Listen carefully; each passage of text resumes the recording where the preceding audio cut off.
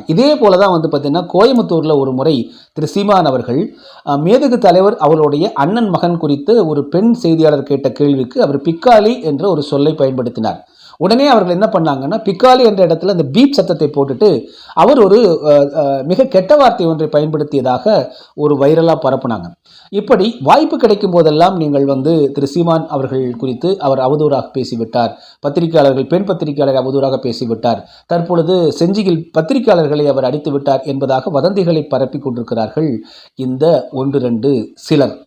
இந்த சிலர் அப்படிங்கிறதா நீங்கள் வந்து பார்த்தீங்கன்னா இவர்களுக்கு இதுவே தொழிலாக இருப்பதை நம்ம பார்க்க முடியுது.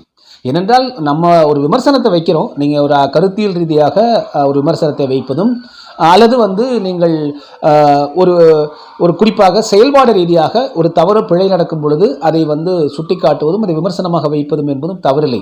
ஆனால் 24 மணி நேரம் ஒருவரை பற்றி நீங்கள் வந்து விமர்சனமே செய்து கொண்டிருந்தால், விமர்சனம் என்கிற பெயரில் அவதூறு பரப்பி கொண்டிருந்தால் அது வந்து ஊடக அறம் அல்ல அப்படிங்கிறது ஒரு உலகறிந்த ஒன்று.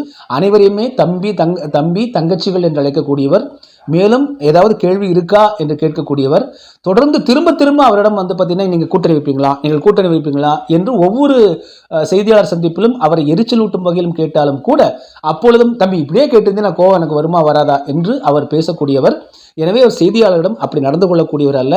இன்னும் கூட ஒரு படி மேலே போய் சொன்னால் கூட பரவாயில்ல, அவரையே நீங்கள் வந்து ஒரு விமர்சனம் செய்து பேசிய செய்தியாளர்கள் எல்லாம் அந்த செய்தியாளர்களுக்கு அந்த ஊடகவியலாளர்களுக்கு ஒரு இன்னல் வரும் பொழுது அவர் முன்னின்று வந்து அவர்களை ஒரு காப்பரன் போல காத்திருக்கிறார், அவரை காப்பாற்றி இருக்கிறார், அவர்களுக்கு நிற்கிறார்.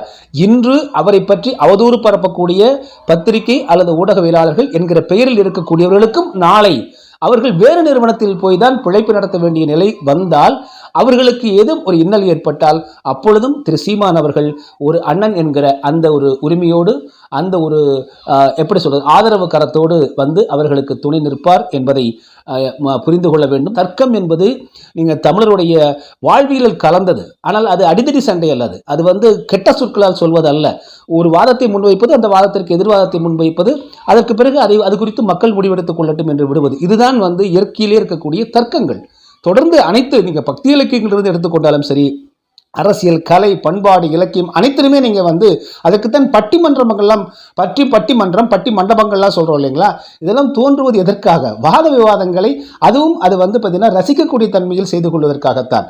இதுதான் இன்று அரசியலும் நடக்கிறது. ஆனால் அரசியலில் என்ன ஆயிடுச்சுன்னு வந்து பார்த்தீங்கன்னா அது வந்து வன்மத்தோடு, ஒரு எதிர்ப்புணர்வோடு, ஒரு காழ்ப்புணர்ச்சியோடு மாறியது வந்து பார்த்தீங்கன்னா இவர்கள் அது போன்ற வாத விவாதங்களை தவறாக புரிந்து கொண்டிருக்கிறார்கள்.